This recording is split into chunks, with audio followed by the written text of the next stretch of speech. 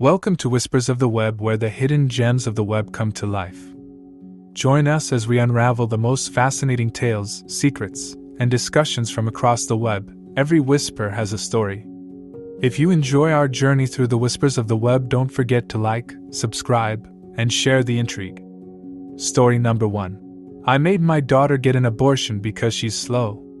My daughter is 16, and she is functioning way below her age and grade level. She is functioning at an 11 or 12-year-old level. She barely made it to the 10th grade. My husband travels a lot and I work full-time with my youngest kid being 8 years old.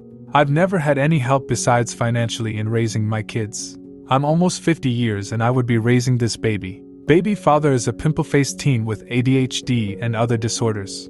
I hope God forgives me, but I can't. I just can't. Wow, guys.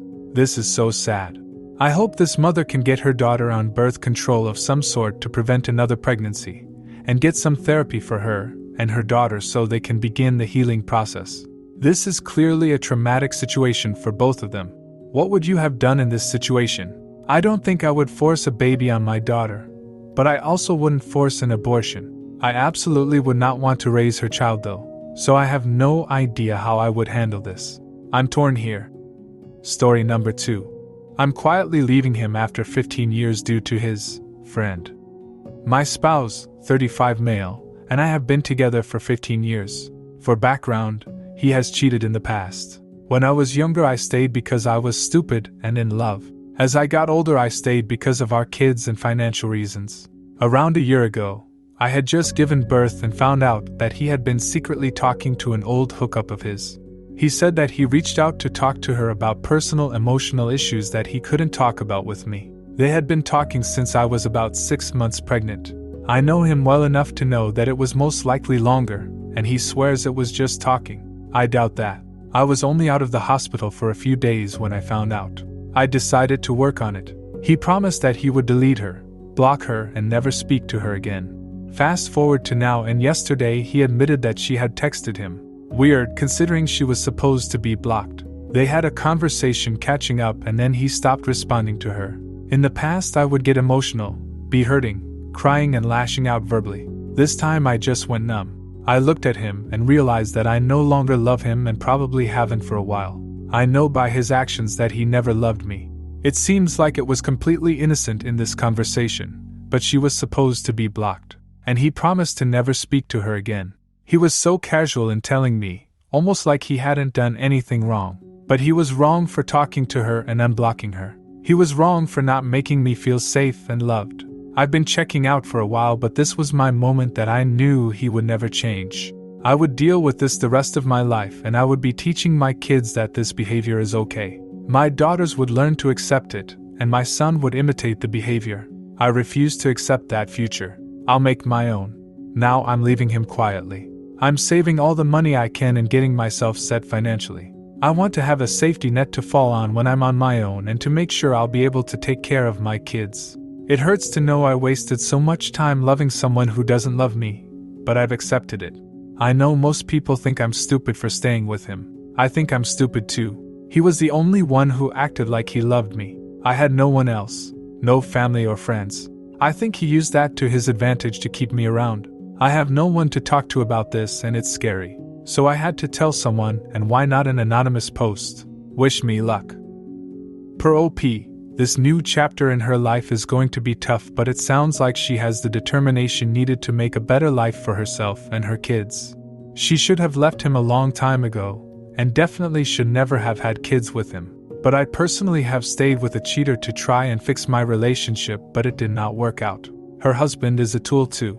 He believes she'll never leave and that's why he'll never change. Him being so ready to have a relationship with a past fling, even if it is just emotionally cheating, it's still cheating. I think it would eventually lead to another cheating event if he hasn't already. I definitely don't believe him in the slightest. He probably believes that if he's honest about talking to his past fling, then his wife will see a changed, honest man and won't suspect anything nefarious. I agree that she needs to leave him once a cheater. Always a cheater, and I wish her and her little ones all the best in healing and finding happiness. What do you guys think? Story number 3. I have been faking headaches for the past 10 years. When I was 6, I began getting headaches, and naturally I enjoyed getting to stay home and sit in bed all day. But pretty soon the headaches went away. So I faked them. It's pretty easy to fake one. Just act a little annoyed and disconnected and maybe pretend to throw up.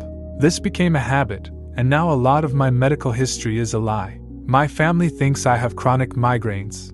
Of course, even though I have headaches every few months, Excedrin works just fine.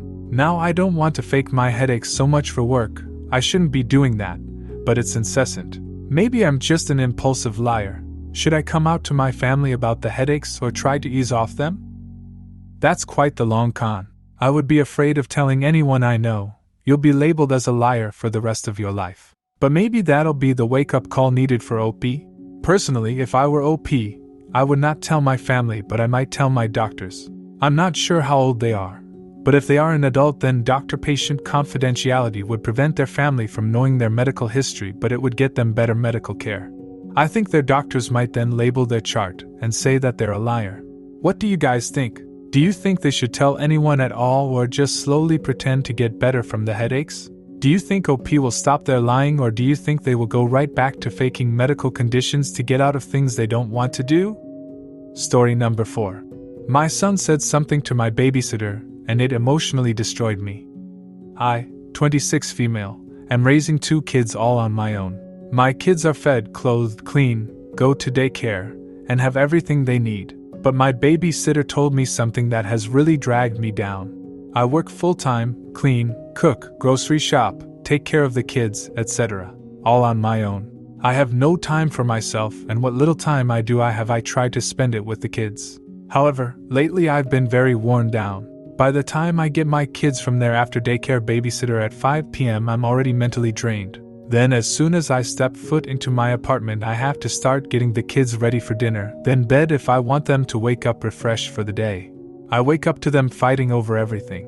Toys, blankets, my phone, everything. I have to change 2 diapers, brush their teeth, groom them, feed them breakfast, and then get them on the bus by 7:45 a.m. From there I have 45 minutes to pick up the house, get dressed, eat something, enjoy a cup of coffee, then go straight to work. I spend all day at work being yelled at by ungrateful people over $5 fees when they have over $500,000 in their accounts. Go home and do the same thing all over again. My son, for male, has been asking for me to read to him a lot, but by the time I sit down I'm so tired from my day I can't keep my eyes open. I can tell this disappoints him, and it kills me every time I tell him no. But I'm only one person and can only do so much. My kids constantly hang on me, grabbing at my arms, legs, hair, feet, anything they can do to touch me. They're always asking me for things they know how to do on their own, like getting a toy 2 inches from their hand. My daughter, 2 female, is always crying. You can look at her, and she cries. It's like nails on a chalkboard. I love my children and I would do anything for them, but I'm tired. I have no help. My mom is sick and doesn't help much even when she's feeling well. My dad is an alcoholic and can't be trusted with them alone. My son's father lives in Texas and only recently started talking to me again. However, it's almost never about his son. My daughter's father, anytime I try to reach out to him, it's all about his problems and how bad things have gotten for him. I have my daughter's side of the family, but I don't want to ask too much of them. They all have their own lives and can get stressed out if I ask too much of them. The other day my babysitter told me that my son wishes I would read more to him. It tore my heart out to know how I'm making him feel that way. And my daughter, although she can't express it yet, how I know the disappointment she feels when I ask her to stop touching me and to give me some space. I feel like a failure to my kids. Every day I wake knowing what the day brings and knowing that by the end of it all I'll be crying myself to sleep, knowing I didn't do enough. Knowing I didn't have the time once again to read to my babies. Knowing I was too physically uncomfortable being touched at the moment my kids wanted to cuddle. Knowing that every time my daughter cries I want to cry myself because of how overwhelmed I feel. I don't know what to do. There's just not enough time in the day for everything, and I know my kids are the ones suffering for it. Update. Well, not really an update, but a huge thank you to everyone. Although I'm not responding, but I promise I'm reading all of your comments. Update 2. I have read over your suggestions and am going to manage my time a lot better. I fell into a deep rut and shut down, and I think I needed all the kind words I had here today to pull me out of it. I'm currently talking to my doctor about new medication and working on creating a better schedule for myself and my children. I have also taken the most recommended option and going to start recording myself reading some stories on my kids' tablets so I can sit down and listen with them. I also am going to take better care of myself and make time for myself as well. Again, thank you so much for all of your kind comments and support. You have no idea how much it's made me feel better about myself and helped me be motivated to reflect on myself and parenting to be better for my family. You guys are awesome. What a sweet ending to this post. I'm thankful to hear that the community really stepped up and helped support this struggling parent when she really needed it. I'm reading through a lot of the comments, and most of them are incredibly supportive and kind. I hope she can continue to find support when she needs it, and will use this resource in the future if she needs more kind-hearted advice. What advice would you have given? Story number 5. I threw away a customer's phone for leaving a huge mess. Throwback to being 19 at my first job working fast food. It was the busiest store in the district with the most sales, and I was in charge of the dinner and taking the orders for all the customers. Wasn't allowed to clean while there were orders to take, but I had to be sure that the dinner and bathrooms were clean and that the trash was taken out by the end of the day. So, one day this group of teens like my age or maybe a bit younger came in, kinda sat in the back out of view and proceeded to leave all of their trash on the table despite the trash can being only a few feet away, in addition to getting sauces and chili all over the table. Unfortunately for them, one of them left their phone on the table. So I did what any good employee would do. I cleaned the table, throwing everything on it away. Later the teen that couldn't find his phone came back and asked if I'd seen a phone. I straight-faced told him no, and we stared at each other for a moment. I get the feeling that the gears were turned and maybe he'd remembered the mess they left, and kinda put 2 and 2 together, but regardless, after that little stare down he just walked out, and I never saw him again. I don't know, but it felt like justice to me in the moment. I know those of you in customer service might be getting a little schadenfreude from this story, but I'm a little torn. On one hand, I was a server in a restaurant when I was a teenager, and there were plenty of tables that I would label as bad. However, I would never destroy their property for making me put in work.